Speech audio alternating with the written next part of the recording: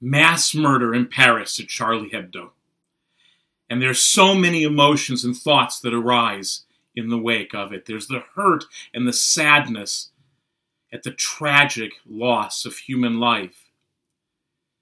There's the anger and the rage at the viciousness, at the calculated nature of this murder. That image of a fallen police officer still alive with one of the terrorists picking up that automatic weapon and executing him. It'll be a long time before I and so many millions of others will ever forget that. There is the deep desire to be safe in a world that seems to be generating more and more violence. And there is the refusal to bow before the terrorists.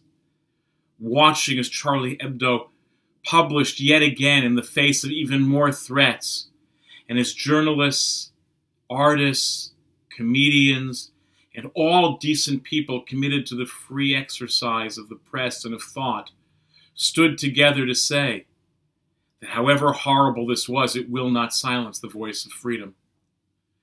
Every one of those emotions and responses, they all make sense, and they all have a necessary place in how we will move forward from these horrible events. But here are two things that have no place in a wise response to the murders at Charlie Hebdo. They have no place, and yet they are all too present. Apologetics and Islamophobia. There is no place for the apologists who say, we can't call this Islamic terror, and we can't call these murderers Muslim terrorists. When people use their tradition to inspire their hate, when they shout Allahu Akbar and then murder others, if that isn't Islamic terror, what is? And in fact, it will not get any better until people have the courage to look it in the eye and call it what it is. There's also no room for Islamophobia.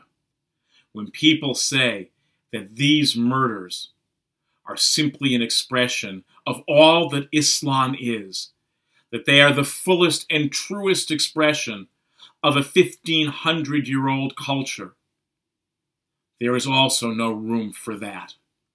That is simply hate that masks itself in the rage of the moment. In fact, what goes on in any religious tradition is as much about the people as it is about the tradition. And in the wake of this week's murder, with the appropriateness of the hurt and the sadness, the anger and the rage, the desire to feel safe, and the refusal to bow before the terrorists, what we must all come together and know is there is no room for apologetics, and there is no room for Islamophobia.